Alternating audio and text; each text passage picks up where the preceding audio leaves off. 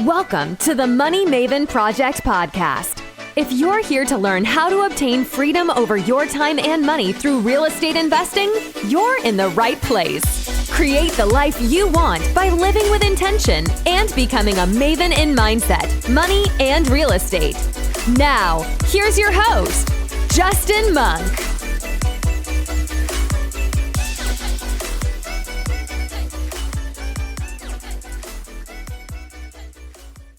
All right.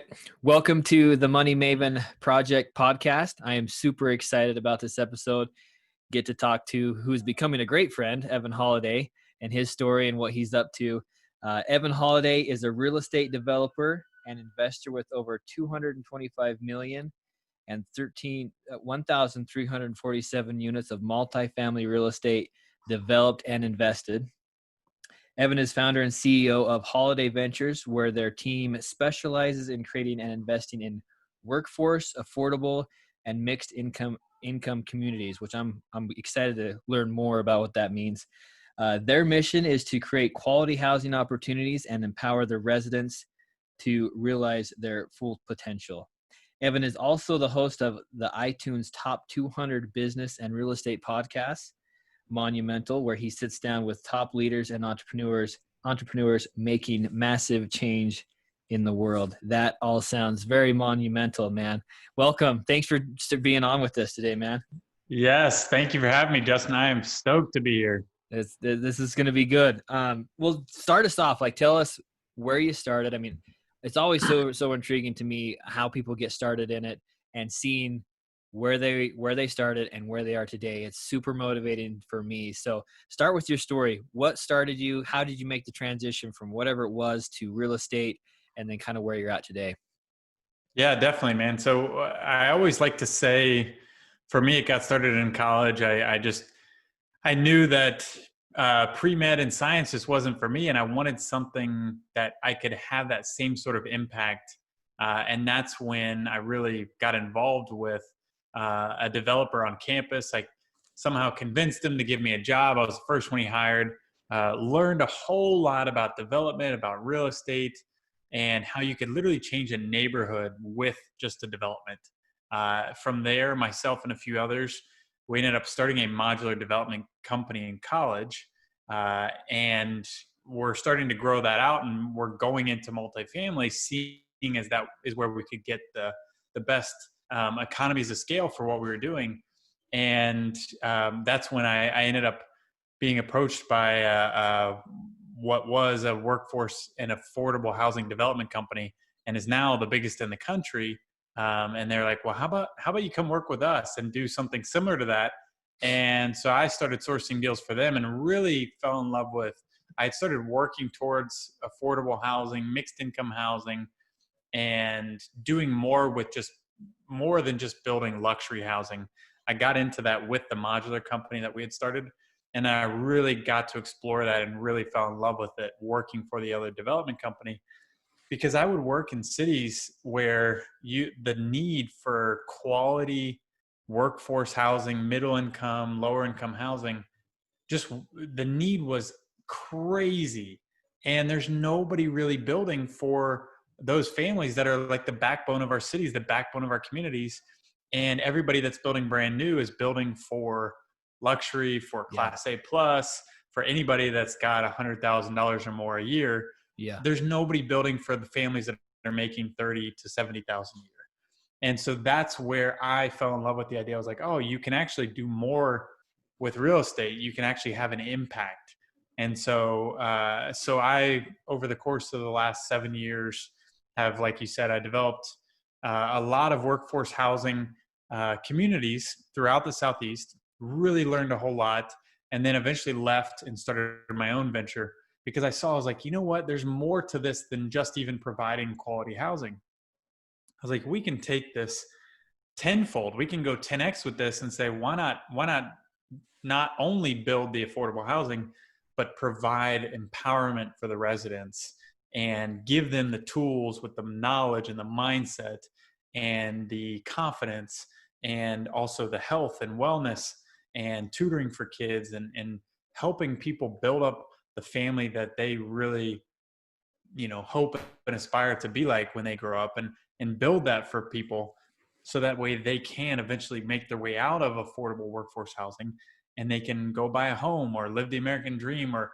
live life on their terms. So that to us is the most exciting part of why we started Holladay Ventures, is because we're like, other people can do affordable housing, but really adding on that empowerment piece to it, and making it more than just development and empowerment, making it a mission, saying like, don't we all think that we all deserve a quality place to call home? Like, shouldn't that be for everyone? Yeah. And so that's what we're really trying to build here, is like, we're trying to build a mission. That's really cool. I love how you've found a way to through real estate investing give back all at once. Essentially, you're not having to find a different project of any kind. It's right in what you do, where you're giving back to these communities, and that is pretty awesome. Can you give us a couple of examples of how you're empowering these residents? Like, give us a couple of ideas of what you're doing there. Yeah, so we're actually within Holladay Ventures, we're still every day continuing to build out the resident empowerment component of our company. But really, the long-term goal is, and what we're starting to do now is, we're starting to partner with nonprofits who do the tutoring, who do the basically, like, they'll help with building out your resume. They'll help with helping people figure out how to get the job they want, and how to conduct yourself in an interview. A lot of people just aren't told that kind of thing when they're going through high school. Yeah. And even compounding on that, like how to balance a checkbook. Yeah. And then taking it a step further, like asking them, I think one of the most important things is not just trying to, hand it over to somebody and say, here, take this. This will make you better. We're trying to say, hey, what do you guys want? What do you guys really want that would make this an amazing experience, that would make you get to the point where you are living your best life? Like, how could we help you do that? And I think getting that buy-in is so valuable, and that's where you really see the change. And so we're just trying to build that out further and further every day, so that eventually we can, the goal is to build a foundation where we can do this at other properties, not even our own. Yeah.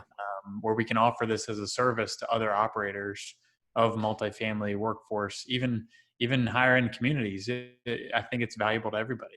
Yeah, man, that's awesome. So the afford I've seen this before, whether it's in the paper, Wall Street Journal, whatever, but I've heard it mentioned, the affordable housing crisis, right? That there's an issue there. Tell us more about that. Like, what's going on? What do I not know? Because I obviously don't know, but what's going on there? Why does that make it an issue or a crisis where there's a need for developers like you to help solve some issues there? Yeah, great question. It basically comes down to it just comes down to supply and demand. Okay. At the end of the day, it's the simplest way to look at it is, we're not building enough units to meet the demand of the amount of people that are living in our cities.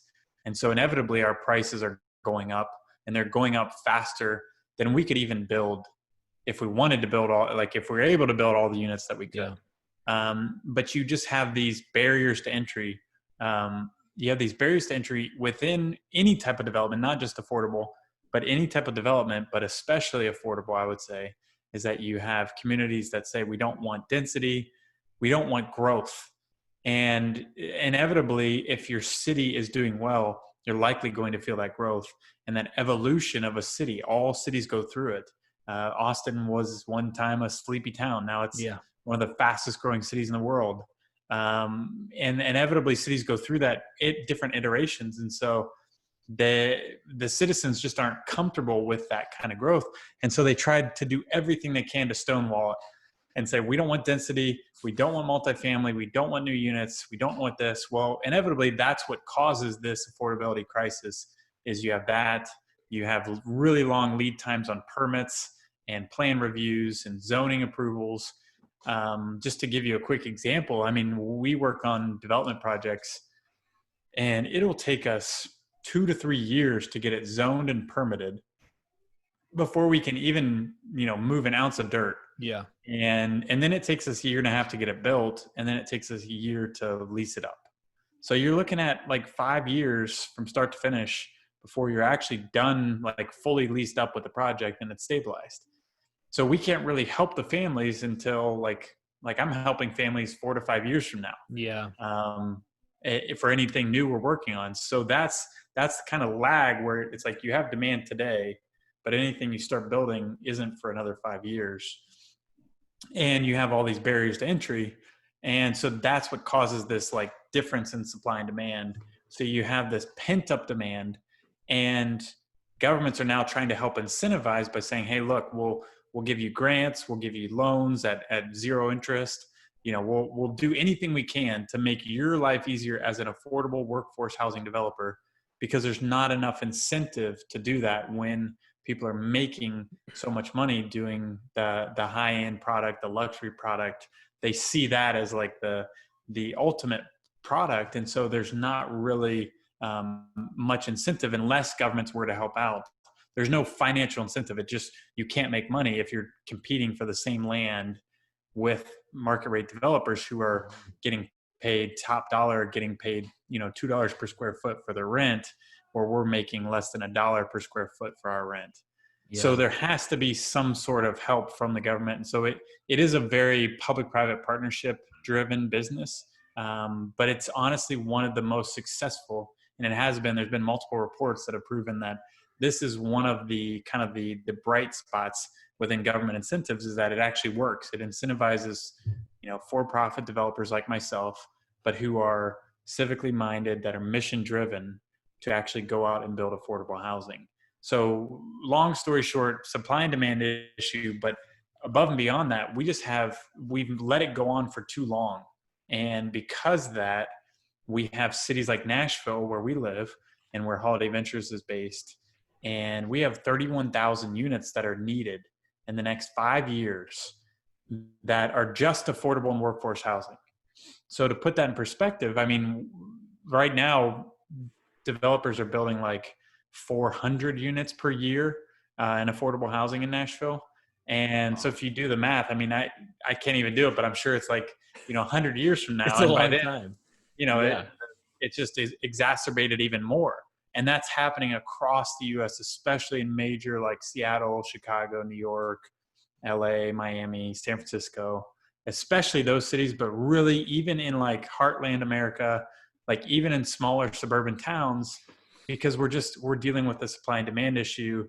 Demand is skyrocketing. Supply cannot keep up at all.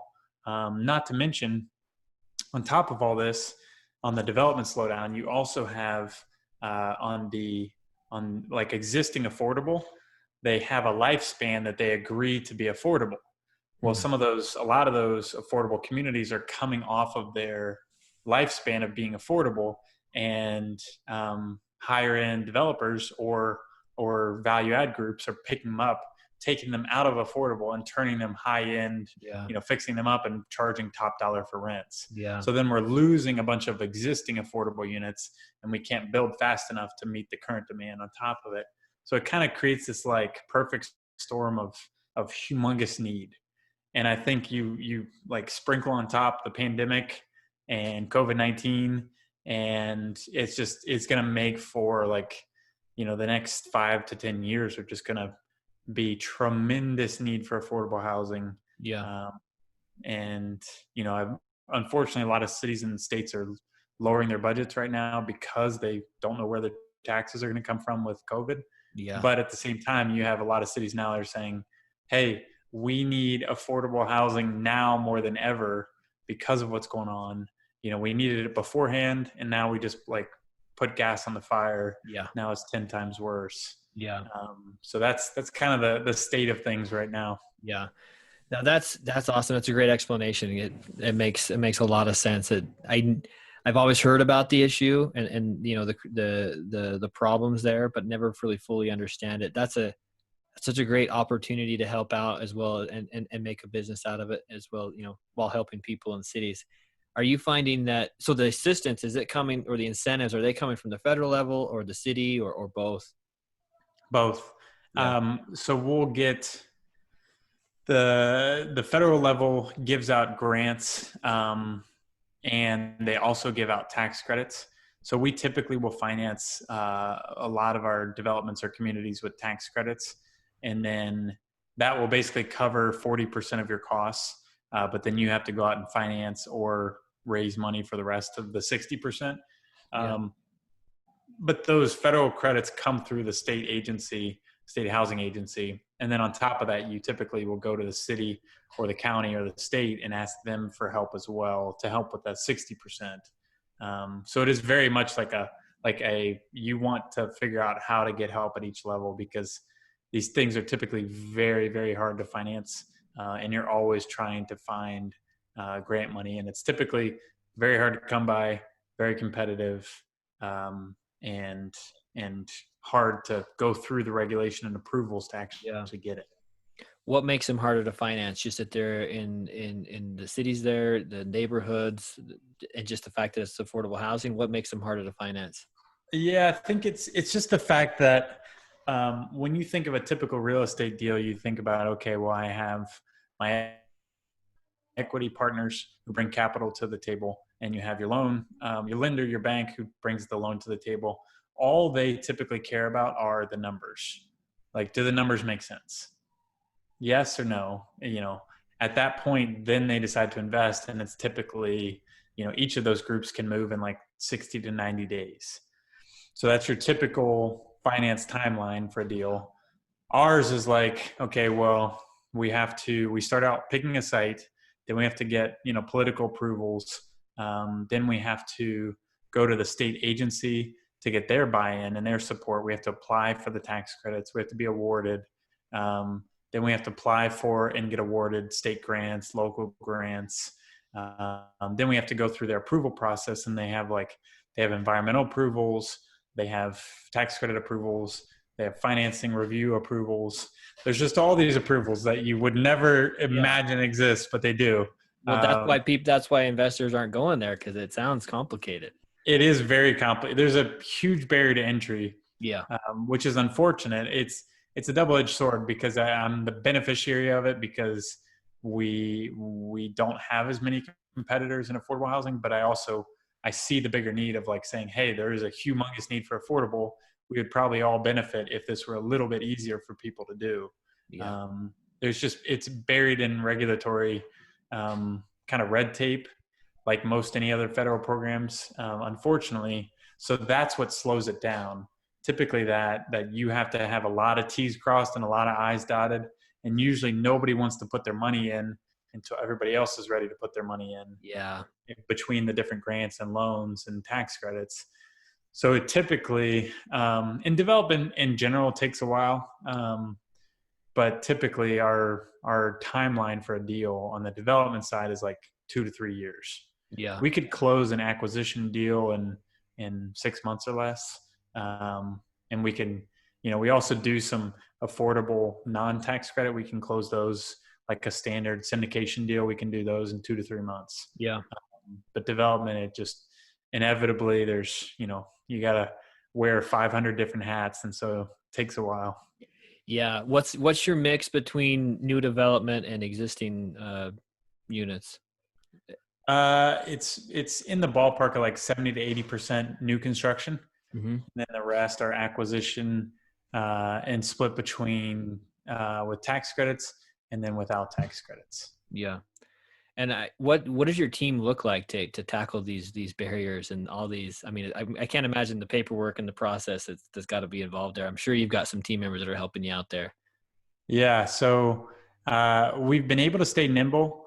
Right now our team's pretty small, but we're adding all the time. Yeah. We actually have a new member starting on Monday, and he's going to be basically, the goal is, the way we're structured is we'll have multiple different development coordinators, or kind of like analysts, and they're helping to work on finding deals. They're working on due diligence. They're working on paperwork.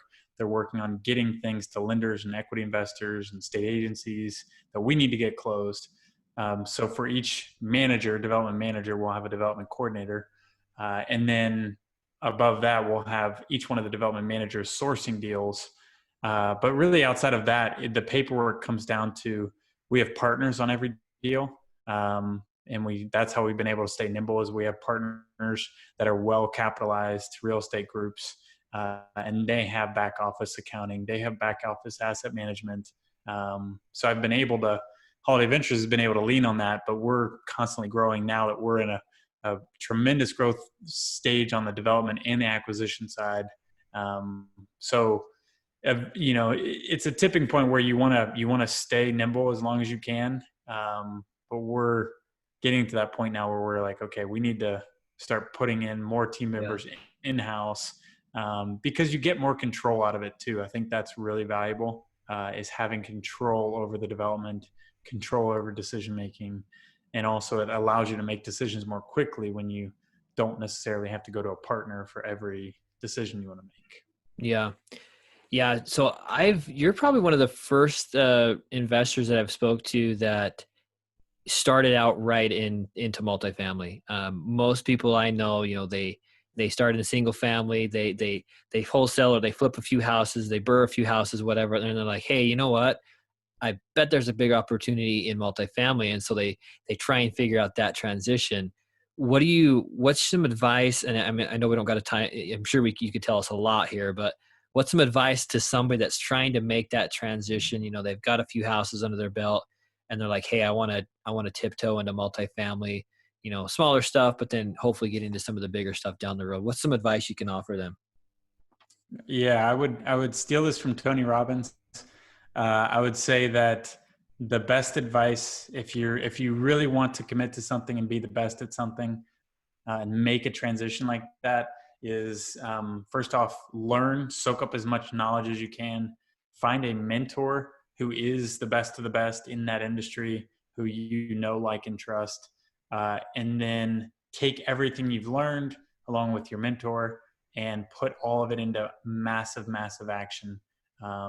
And then after that, it's really comes down to honing in on what part of the deals you like, where you're good at, where your value add is. There's so many different pieces of a deal. You can get really niche specific. You can be broad. You can be an operator. You can be a capital finder, a capital raiser. Getting specific on what you like doing and what your strengths are, I think, is really important. And then above and beyond that, I would just say being able to put your blinders on as much as possible, because there's a bunch of shiny objects out there. It's funny. I like, once you're in real estate for a while, you start getting on everybody's email lists, and I will get deals all the time. Like, man, that would be so cool to do that. I got like a abandoned warehouse in Boston this morning, and I was like, man, that would be so cool. I've always wanted to do an old warehouse. And I'm like, what? No, Evan, stop, put your blinders back on, Southeast affordable housing, mainly new construction. That's our core focus right now. And that's all I look at. And if it doesn't fit that box, then I maybe I'll send it to a buddy, but that's about as much as I'll do. Because I think you can do a whole lot of different things, but you can't do all of them well. Yeah. No, I agree. And you mentioned massive action, which is something that I believe in too. I think that we always underestimate how much effort it's going to take to get to our goals. And so we're always putting in this average or this good enough level of activity. And we wonder why we struggle to get to the places we want to get to. So tell us more about that massive action. Where does that thought come from? Where have you kind of learned that, and some examples maybe throughout your career of how that's proven to be a true principle? Yeah. So of course, Grant, 10X rule, sitting right behind you on the wall. Yep. That was one of the books that for me changed my vision, and made me think, I'm like, well, why do 10,000 units? Why not do 100,000 units? Mm-hmm. Why not, a billion? Why not 10 billion? It's it just takes your mind to a whole nother level. Of course, going to 10X GrowthCon, I think it was first one in Vegas, going to that was a game changer for me as far as my thought leadership platform, and really doubling down on Monumental on my podcast. And in really a few examples of that along the way were I would say, reading has been huge. I committed to 2 years ago. A good buddy of mine, Tyler Chesser, he committed to reading a book a week. I was like, man, that's a lot. But I was like, you know what? I'll try too. Let me try. And I think I got 48. And then the next year, like this year, I'm targeting 52, and I'm on task for that. Like, so things like that. It's like if you just go for it and you're like, oh, that's normal. Like you make crazy the new normal. Yeah. That's one example. Another one is, and you'll like this, is so I wanted to get Grant and Elena on the podcast, right? Yeah. And so Elena Cardone, amazing woman. So I sent them king cake ahead of, they're both from Louisiana, ahead of the first growth con I went to like 2 years ago. And I sent them both king cake. They loved it. They posted on their stories. It went to the office. Like everybody loved it. And I was trying to use that as a conversation starter in case I ran into them at 10X. I was like, that was my goal. Yeah. I didn't end up running into them. So I tried again the next year. I sent them a king cake. And it's basically like just really, really special to Elena because she loved New Orleans, always talks about it. It's in her book. And so I sent her the king cake. She loved it. She messaged me like personally thanking me. And I was like, hey, this is a great opportunity. Like I now have her ear. Wow. Let me ask her to get on the podcast. And so she's like, yeah, let's make it happen. Just send me an email here and we'll get it booked. And I'm talking to her assistant. I'm like, well, let's do this in person. And so we fly down to Miami. Yeah. Well, it's so funny. I was literally like in the airport about to fly down to her, and her assistant's like, hey, we had to reschedule. Could we do it on Monday?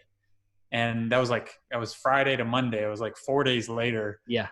I'm like, yeah, sure. Let's do it. Okay. So we like stay in Florida all weekend. Yeah. Do it Monday morning. Amazing interview. Was fantastic. Got to meet Grant, got to meet really the whole Cardone team. And that has since led to now we're going to get Grant on the podcast soon. But it's so funny because even in the airport going down to see Elena, I think when you take 10X action, people see it and it rubs off on other people and they want to be a part of it. Well, if for anybody that went to the 10X in Vegas, the first one, oh shoot, now I can't even remember his name. Oh my gosh, Michael Burt, Coach Michael Burt. Yeah. Awesome guy. Really amazing message.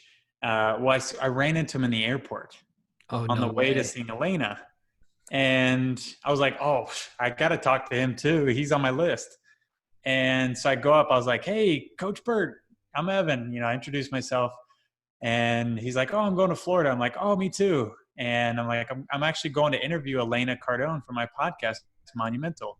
And he's like, oh, she's going to be on your podcast? He's like, yeah, I know. He's like, I know them really well. He's like, well, is there any way I could get invited to the podcast? Oh my God. And I was like, hell yeah. Like, I would love to have you on. Like, you were already on the list. And so then like a week later, I have him on the podcast and we do it in person. And I've stayed in touch with him ever since. And so it's just funny how like, if you really put yourself out there, if you commit to like, cause I committed to, I was like, I want to get Grant and Elena on and I want to blow up Monumental. Like that was my part of my 10X action. Yeah. And so we got it to be top 200 podcast. We got some phenomenal guests on already. We have even bigger sites now. But that me going to Florida, if I didn't do that, we may not be where we are today. And we may have not got that opportunity to meet Elena and Grant and grow our network even further because of that 10X action. That's an amazing story, man. That's a perfect example. So you had to send the cake twice, right? 1 year, the next year you got the attention. Oh man, that's a good example. That's perfect. Yeah. Oh man, I can't believe that. So Grant, you're in the line for Grant Cardone. That's amazing, man. Yeah, it's just it's very hard to get in his schedule. Oh, I bet, man. He's Mr. 10X. Oh, that's cool. So tell us more about Monumental. What's kind of the, it's a thought leadership platform, but what's your message and what's your goal with Monumental? Yeah, good question. I think for me, Um, Kind of the biggest things that I'm most passionate about are, it's twofold. It's really, I believe anybody can do whatever they want to do in this world. And I believe that you can do that combined with taking massive action and creating monumental impact on others. Those are the types of messages I really like to share, of people that overcome insurmountable odds, really believe in themselves and are confident, and break through limiting beliefs, and then throughout all of that are able to give back and have a positive impact on the world and others. So that's really the overarching message. And then sprinkled into that, I like to talk about, um, you know, having that impact, and then taking that a step further and saying, okay, well, how can we also help within the multifamily real estate world in providing financial freedom through real estate, and then taking that a step further and saying, well, what about workforce and affordable housing, and how can we combine that and create impact with wealth generation, Yeah. through real estate? That is what just gets me excited. That flows perfectly. That's awesome. So you mentioned, what are some common limiting beliefs that you feel like keep people from living the life that they want? This, keep them from living this monumental life. What are some common limiting beliefs? Because I've heard you say that a couple of times. Yeah, man, it's wild how I think we all at some point have them, and some more so than others. But I think everybody places these walls around their mind, um, and the biggest ones, I literally, I was hanging out with some dear friends of mine this past week over Fourth of July week, and it's amazing how I want the world for them, and sometimes they're saying, well, I want to do this, but I just couldn't see myself doing that. Or I want to do this, and I would be really, really passionate about this, and I love this, but I'm not trained for that, or I could never do that, or I could never reach out to these high level people and talk to them and work with them. Like, how could I do that? Like, look at me. I think people box themselves into this lower grade personality in person than they really are.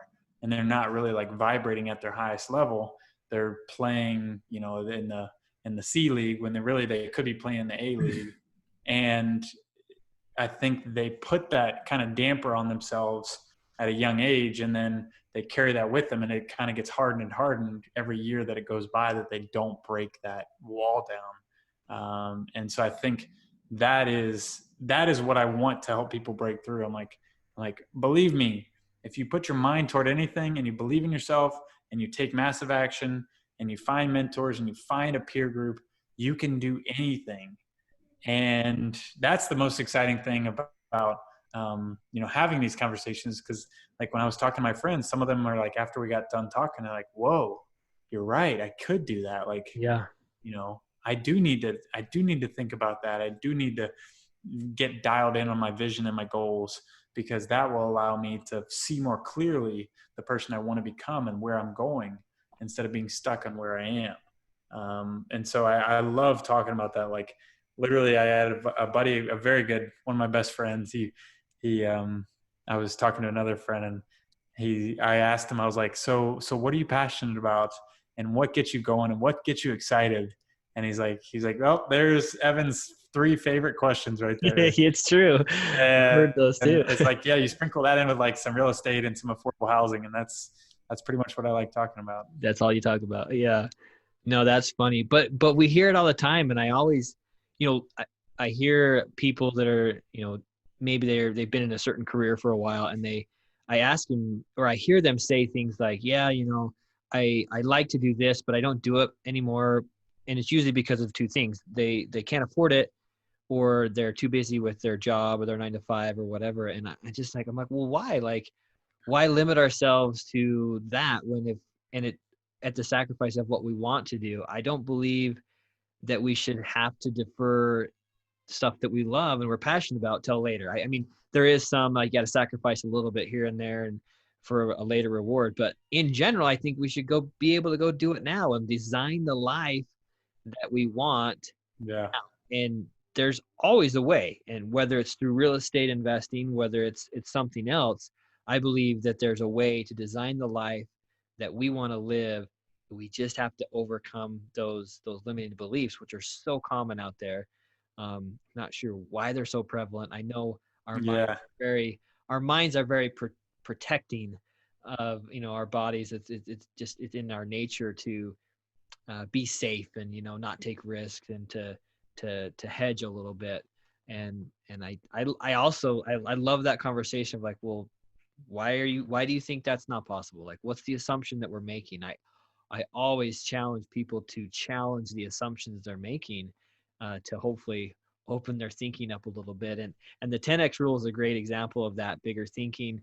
There's a lot of books, I can't think of them all right now, that start to open your mind up of like, hey, it's really whatever you want. You can live it if you design it. So that's awesome. Yeah. Yeah. And I think, to that point, I think if you are having that success, and you see others that around you that you really care about, like share that with them, like Yeah. share that message and let them know that, you have their back. First off, you're there to support them, and they can do whatever they believe they can do. Yeah. If they really have the passion for it, they can do it. Yeah. It's been exciting over the past couple of years as I've started to share more about what I'm doing. And, my family or friends, they're seeing me and saying, man, like, how are you accomplishing all this? How are you doing all this? Like, what time do you get up? And I'm like, well, try to get up at 4:30, but sometimes it's not till 5. But I just start talking about what I'm doing, and that they start to say, well, yeah, I guess I could probably figure out how to do that, and so that's been super rewarding to, I guess, quote unquote, be an example of what anybody can do. I'm not that special. I'm not that unique. I do have goals and a drive, but I think anybody can take their life and change Yeah. it to something that they're more excited about, more passionate about, and it's more fulfilling in the Yeah. long run. So that's awesome, Awesome. man. I like Uh, it. um, so tell us a little bit more. Do you have a couple questions here we'll run into?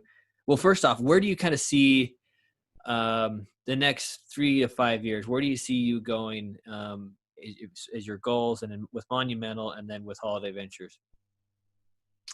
Good question. In the next 5 years, I see Monumental is at a point now where we're basically synonymous with impact investing.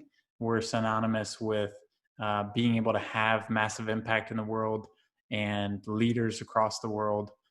We're also able to do in-person events, in-person interviews, in-person conferences.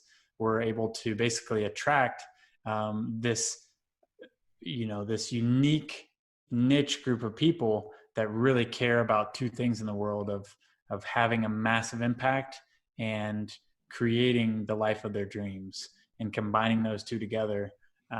And that is high level is what I see Yeah. for Monumental.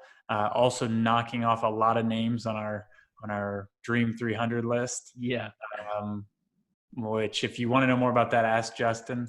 I know all about that. Yes, but yeah, I think it's really it's building out a culture around Monumental is the next step for that, and then as far as Holladay Ventures, it's being able to start this momentum, because I think within 5 years we'll really just be getting started in the grand scheme of things. But at that point, we basically have a kind of a U-shaped trajectory that we see over the next 20 years. We put together, after reading Traction this last year, put together some long-term, some medium-term, and some short-term goals. And really within 5 years, I think we're targeting like 10,000 units that we want to be at. And we really want that to be a catalyst for becoming synonymous with affordable and workforce housing. Yeah. And actually changing neighborhoods forever. Yeah. And changing families forever. That is what we're trying to create. And so we're going to start in the Southeast, but eventually we'd like to be nationwide. and we'd like to help, even beyond that, 10, 20 years from now, we want to create an international effect on affordable housing and workforce housing, and be part of not just the development and the preservation of affordable housing, but we want to be a part of a movement where we're like, how can we actually fundamentally change the trajectory of affordable housing, and knowing that it can't just be done by creating units. You also have to do it by changing regulation, changing rules, changing incentives, financing incentives, potentially looking into modular. How can you build more quickly? How can you build for cheaper but maintaining quality? Those are all things that we're really going to dive into. And also just building quality and building developments that we are proud of and our residents are proud of. For example, we're looking into a group that basically helps with creating instead of creating grass areas around buildings where sometimes can kind of be dead space, we're trying to create almost like this passive garden. So it lowers our maintenance costs and it allows for more wildlife to go be around our residents, creating a more calming effect. And it just creates this sense of like, oh, you're kind of out in nature right in our backyard. And all in all, it costs a little bit more upfront, but maybe it lowers our maintenance costs year over year. And so we can then reinvest that money into our resident empowerment program. So it's things like that where we're trying to think outside the box and really create communities that make change in the community and make change in our residents. I love that, man. That's going to be a ride for you, man. That's so cool. Okay. So one question that's come up here. Well, first off, I got to jump back. When you say read a book a week, is any of that audio or are you actually reading physical copy? I got to ask that question. Yeah. Good question. That's crazy. There's definitely a mix of both. It's funny. My buddy said, he's like, yeah, I read a book a week and read it. And I'm like, man, I don't know if I can do that, but I can listen and read. So I typically do like 3 to 4 books at a time. So I'll basically finish them on a week to week status, but I'll be reading multiple at the same time. Yeah. Okay, good. Yeah. That makes me feel a little bit better. Cause I could consume it, if I had some audio options, but man, reading, I'm a slow reader. And so it takes, just because I'm methodical and I think about it and I stop and I reread and I go through the line. And so it takes me ages to read books. So I might have to raise you on that challenge of 1 book a week. I got to get there. That's impressive. I like it. So in addition to reading, what are some other things that you kind of attribute to your success and what you've accomplished? I mean, is there a special morning routine or habit that you practice, or anything else that you feel like is key or very helpful in accomplishing your goals in general? I would say this one's taken me a while to hone in, but as soon as I did, it was a game changer. Is becoming a student of my calendar, of saying that, okay, from every week and every day, I'm going to go in and dial in, what am I going to be doing for the morning? What am I going to be doing for this hour, and try to chunk as much as you can into 1 to 3 hour chunks. Because I've found that what gets put in my calendar 9 times out of 10 gets done, because I feel this obligation to like, okay, well, I said I'm going to do it. Now's the time. And if I don't put it in my calendar, it's way less likely to get done.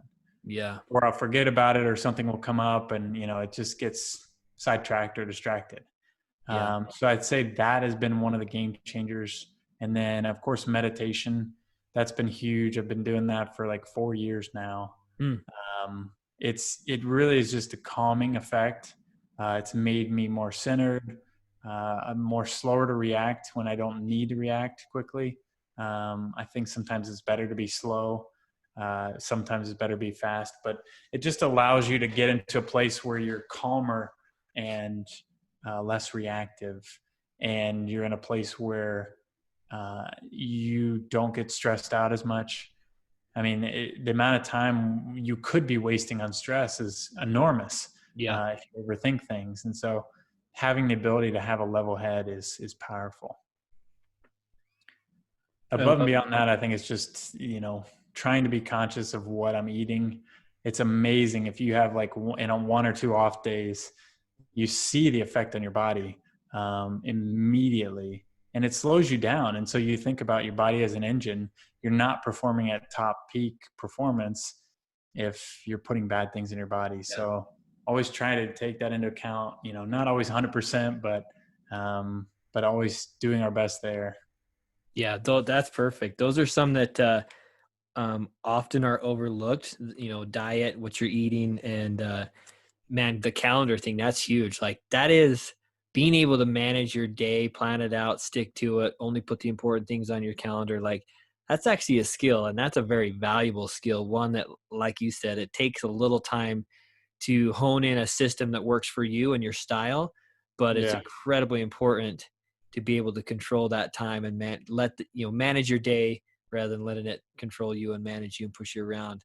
So that's also one I've been focusing on a lot. Huge, great advice, man.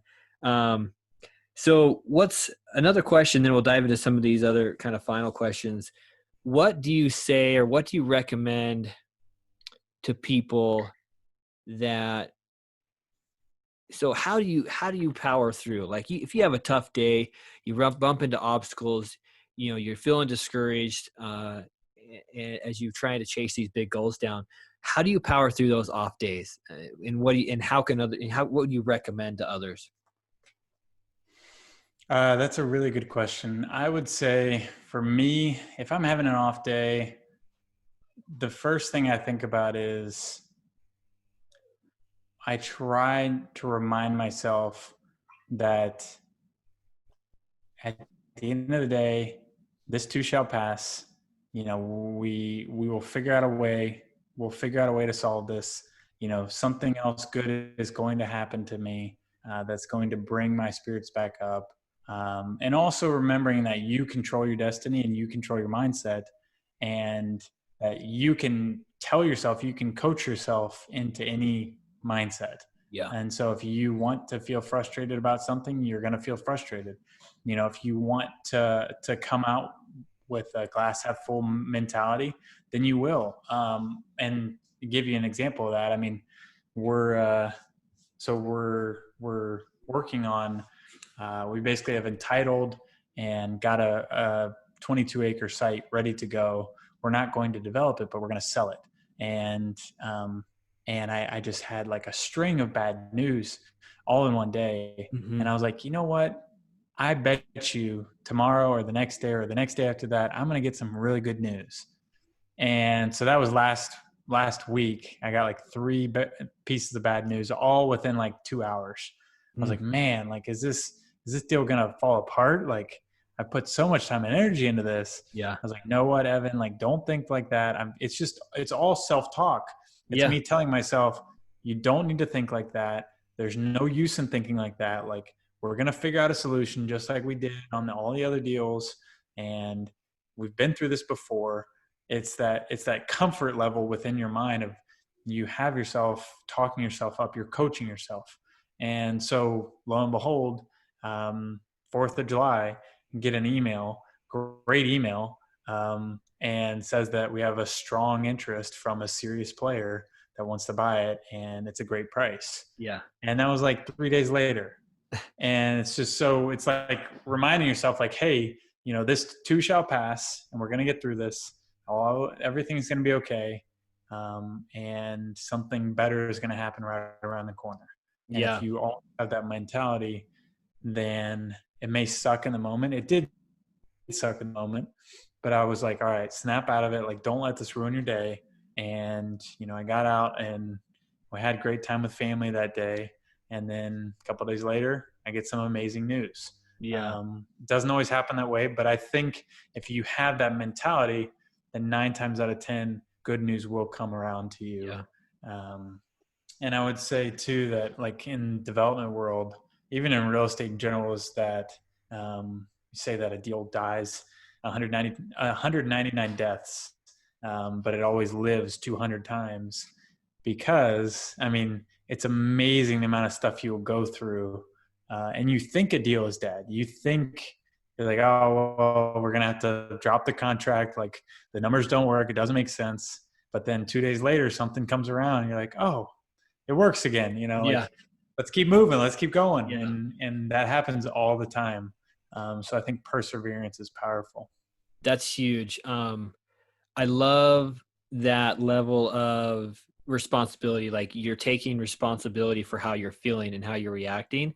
That takes a level or a skill of being self-aware, like of how you're feeling a certain way, why you're feeling that way, and then saying, I don't have to feel this way. I can dictate and be responsible for how I'm feeling and how I'm reacting. That's strong. And that's a skill that's super powerful, to be able to step back and say, and do whatever your practice is, whether you want to. I love how you said, hey, some good news is going to come. For me, sometimes I just have to step back and like, all right, hey, listen, how far have I come? What have I accomplished? I'm a guy that thrives off wins. I need a win every 2 or 3 days of some kind. It doesn't matter what it is, but I need something. And if my wife ever asks, hey, what's wrong? I'm like, hey, I need a win. I need to feel like I've won a game somewhere. And Yeah. so I sometimes always looking forward, I can get frustrated. But if I look back for a second and review the wins and how far I've come, that's super helpful in those difficult days. So that's a great answer, man. We'll wrap up with a few more questions here.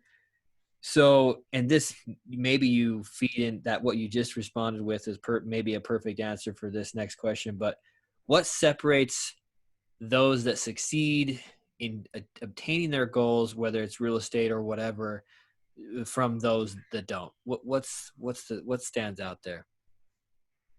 It's mindset. It's belief in yourself. It's belief in your goals, and it's having that never give up perseverance. That you're going to get it done. It's just a matter of when. Yeah. I would say everybody I've seen that's successful, that is like the over like far and beyond. That's what every person has in common, is they have that belief in themselves and they have that perseverance to continue no matter what. Yeah. I wholeheartedly agree. That's I think mindset is the most important thing when it comes to obtaining your goals, or just having a better life in general. Like it doesn't maybe Yeah. you don't want to be a real estate mogul, and that's fine, but even if you just want to be good at your job, it's all mindset. It's all mindset, and it encompasses so much. If you can just shift it, sometimes it just takes a small shift in mindset. It has this incredible results of how you feel, how you Yeah. act, how you live your life, and it can be such a game changer. So I agree with that. Mindset, absolutely crucial. So I'm still blown away with how many books you've been reading. But can you name what's your favorite business book in all those books you've been reading? What's your favorite business book that you can put up there? I would say right now it's got to be Principles. Ray Dalio, Dalio. phenomenal book. It's a fat book, but it's so many golden nuggets in there about life and business, but specifically about business. Perfect. What's a favorite non-business book? Maybe you don't read anything but business and self-help and stuff, but what's another one if you had a day or two at the beach, like what would you pick up and read? Oh, it's funny. I was just at the beach. I was reading Becoming Your Own Banker, but I thought but so. outside of business, I read a lot of mindset, history, and spirituality books. Yeah. And then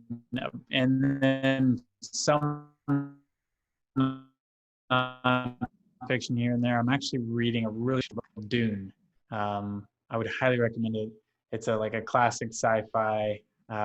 Basically, Tim Ferriss recommended it. It's like one of his favorite books ever. And I was like, well, if Tim Ferriss likes it, I'll probably like it too. And so it is pretty dang good. That's perfect. Okay, good. And just because you mentioned it, the meditation thing, that is there a good book you would recommend to maybe somebody that wants to learn the basics of that and how to kind of get started with meditation? That's a good question. I don't know of any book per se. I'm sure there are out there. But I've mainly learned from the Headspace app. They have like tutorial videos within the app, and Mm-hmm. then they also have like 10 free days that you can do. So I would highly recommend Headspace to anybody listening. Um, and then also even there's oh shoot, what's his name? Uh, oh, I cannot remember his name. Oh, Dr. Joe Dispenza. That's what it is. Uh, Anybody listening, Google him, Dr. Joe Dispenza. He has some amazing books and some amazing meditations that you can find on YouTube for free. And they're all about visualizing your best self, your highest and best self, and stepping into that reality. It's really about spirituality and mindset together. So I highly recommend him as well. Love that. That's awesome. Awesome. Okay. So outside of this monumental goal that you've got here and this massive impact that you're creating, which I have a lot of respect for. What else do you like to do? What are some hobbies? I love mountain biking. I do that like at least once a week. Um, I love just being There's no outside. mountains in Tennessee, man. What are you talking about? There's none like yours in Utah. Yeah. Yeah, no, it's funny. Louisville actually had more mountains than Nashville, but yeah, it's always a blast. Mountain biking. I go hiking with my fiance Jeanette. Um, I've been trying to get out boating more. I just need to make more friends with boats. Um, I love like wakeboarding and wake skating, Yeah. or wake surfing, Yeah. and really just like being with family, friends, traveling, seeing the world, talking about like crazy business ideas and would it work and what are the Yeah. positives and negatives, um, and also like I just love connecting people. I love helping other people grow, and like seeing the light bulb click in other people's mind. Yeah. So anything I can do to make that happen is fun for me. That's perfect, man. Okay. So, uh, last question here. We've really covered this. I feel like we've covered this a little bit already. The last questions are, what is your why? Which you've really kind of given us a good idea of what's motivating you. But what is your why? And then, what are some ways you give back? Which funny, you kind of give back in what you do, which I think is such a cool thing you've got going on there. But maybe there's some other ways that you're currently giving back, that would give others ideas of how they could do the same. Yeah, it is funny you say that. I really see our work as a one and the same of Yeah. work and giving back, and that's why I'm so passionate about it. Above and beyond that, I had been involved with Kentucky Waterways Alliance, was a board member there, Mm-hmm. all about protecting waterways. And then in Nashville, I've been involved off and on with Greenways for Nashville, basically protecting and creating more greenways around Mm-hmm. town. I just think the more we can combine our living environment, our city environment with our outdoor environment, and kind of mesh those two together, I think the happier people will be and the healthier people will be. And it's way more fun to like bike on a wooded trail than it is a sun beaten trail, because it always blows my mind. I'm like, this trail would be so much nicer if there's just a few trees, because I'm burning up right now. Yeah. I always think about that, but so that's what I guess got me passionate about it. Yeah. Okay. Good. Okay. So how can people get a hold of you? How can people reach out, follow you, and kind of continue to learn from you? Yeah, definitely. Best place to start would be Monumental Podcast. Anywhere you listen to podcasts, if they're interested in investing, in their impact driven, they can go to holladayventures.com, see what we're doing there. And then also, if they're interested in, we're doing coaching as well, they can go to coachwithevan.com. Perfect. Perfect. Well, Evan, man, I've thoroughly enjoyed this. I thought it was a very good conversation. Lots of cool takeaways from it. I really appreciate you being on. Guys, reach out to Evan. He's got a lot of good counsel, good coaching, and he's definitely been doing this a while now. 10 years, right? We decided 10 years. So Yeah. he can definitely help you out, especially helping you challenge some of the assumptions, some of the limiting beliefs that you have, and getting you to focus on massive action and chasing your goals and making a massive impact, man. I appreciate it, Evan. Thanks for being on. Yes. Thanks for having me, man. This was a blast. Okay, man. Take care.